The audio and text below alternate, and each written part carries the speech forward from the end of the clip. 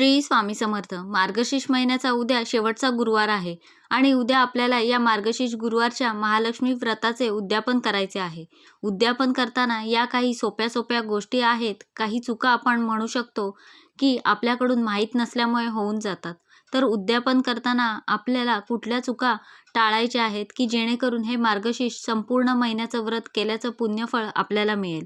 तर या उपायाविषयीची संपूर्ण माहिती जाणून घ्यायची असेल तर व्हिडिओ स्किप न करता संपूर्ण बघा आणि चॅनलवर पहिल्यांदा आला असाल तर सबस्क्राईब करा आणि बेल आयकॉनला प्रेस करा, म्हणजे जेव्हाही मी नवीन व्हिडिओ अपलोड करेन त्याचं नोटिफिकेशन सगळ्यात आधी तुम्हाला मिळेल.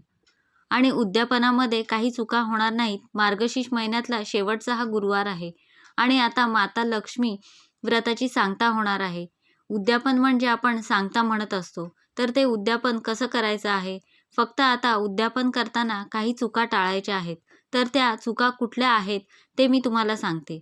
बघा, 3 गुरुवार होऊन गेले. यावर्षी मार्गशीर्ष गुरुवारचे यावर्षी गुरुवारीचे 4 व्रत होते, त्यापैकी 3 गुरुवार होऊन गेले. उद्या 4थ्या गुरुवारी जेव्हा आपण पूजा करणार आहोत तेव्हा आपण बाकीच्या 3 गुरुवारसारखेच 4थ्या गुरुवारीसुद्धा पूजा मांडणी करायची आहे. व्रत कथा वाचणार आहोत. तर पूजा करताना काहीतरी भांडण कटकटी करून आपल्याला पूजा करायची नाहीये. कमी बोला. कमी बोलल्याने मग आपोआपच भांडण वगैरे टळतात. वाईट मनाने कोणाची तरी काहीतरी वाईट मनामध्ये विचार करून अजिबात पूजा करू नका. ती पूजा अजिबात फळास जात नाही. आणि पूजा करताय ना तर मग आपलं मन शांत ठेवा. आणि मी तर सांगते, कमी बोला. कमी बोलण्याचे खूप फायदे होत असतात. त्यानंतर पूजा करताना मग आपल्याला शांत ठेवायचं आहे मन आपलं. वादविवाद करून पूजेला बसायचं नाहीये. त्यानंतर कुटुंबातील वडीलधाऱ्या माणसांचा आपल्याला आशीर्वाद घ्यायचा आहे आणि त्यानंतर आपल्याला पूजेला बसायचं आहे. वडीलधाऱ्या माणसांचा किंवा कोणाचा अनादर करून काहीतरी वाईट साईट करून असं कधीही कुठलीही व्रत किंवा पूजा आपल्याला असं बसता येत नाही. यानंतर बघा, उद्यापन करताना कलश हलवल्यानंतर कलशामधलं पाणी जे आहे तर ते तुळशीला घालू नका. ठीक आहे. तुळशी सोडून इतर झाडांना तुम्हाला ते पाणी घालायचं आहे, कारण तुळशी एक माता लक्ष्मीचं रूप आहे, बरोबर. आणि आपण हे पाणी कलशामध्ये ठेवलेलं होतं, तर ते पाणी किती का म्हटलं तरी तुम्ही थोडंफार ते सगळ्या घरामध्ये शिंपडा आणि त्यानंतर उरलेलं पाणी जे आहे ते तुम्ही इतर झाडांना टाकू शकता. यानंतर ते पाणी इथे तिथे फेकू नका, कारण कोणाचा पाय वगैरे पडला तर ती तुम्हाला काळजी घ्यायची आहे. कारण ते पाणी तेवढेच पवित्र आहे. कारण आपण बघा, जेव्हा पूजा करतो ते आपले व्रत वगैरे आपण ऐकत असतो. पाण्यामध्ये सुद्धा काहीतरी प्रमाणामध्ये सकारात्मक ऊर्जा असते. म्हणून ते पाणी जे आहे तर ते आपल्याला त्या पूजेची साक्ष देत असतं. म्हणून ते पाणी असंच कुठे पण टाकायचं नाहीये. यानंतर आपण माता लक्ष्मीचे जे पण गजरा, फूल वगैरे अर्पण केलं होतं ते महिला स्वतः त्या घालू शकतात. जी पण आपण ओटी पण अर्पण केली होती ते सामान आपण स्वतःसुद्धा वापरू शकतो. आणि दुर्वा, फुलं, इतर जे काही जे होते ते आपल्याला वाहत्या पाण्यामध्ये टाकायचं आहे. खरं तर आजकाल वाहत्या पाण्यामध्ये पण टाकत नाही. कारण काय आहे, त्यामुळे प्रदूषण हानी होते.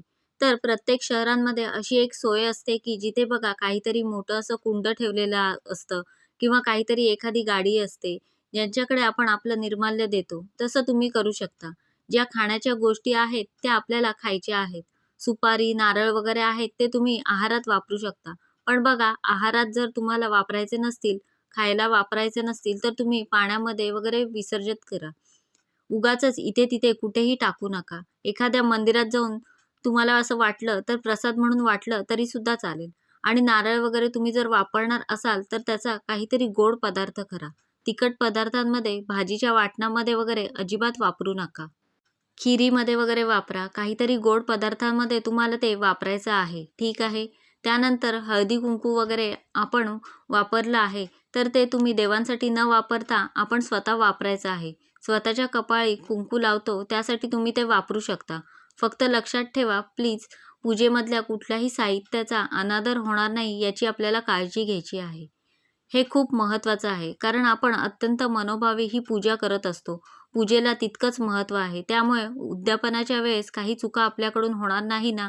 छोट्या-छोट्या गोष्टी असतात. आपल्याला माहीत नसतं की ही चूक आहे. तर त्या आपल्याकडून होऊन जातात. म्हणून नक्की लक्षात ठेवा. छान संध्याकाळी माता लक्ष्मीची तुम्ही पण आरती करा. शेवटचा गुरुवार आहे. अगदी बघा, आनंदामध्ये 4 गुरुवार कधी गेले अजिबात कळालं नाही. तर उद्यापनाला नक्की तुम्ही नियमानुसारच उद्यापन कराल अशी मी अपेक्षा करते. तर अशा प्रकारे मी तुम्हाला संपूर्ण माहिती देण्याचा प्रयत्न केला आहे. कसा वाटला तुम्हाला आजचा व्हिडिओ मला नक्की सांगा. आवडला असेल तर लाईक करा. जास्तीत जास्त लोकांपर्यंत शेअर करा आणि असेच छान छान व्हिडिओ पाहण्यासाठी आजच आपल्या स्वामी माझे गुरु या चॅनलला सबस्क्राईब करा. धन्यवाद.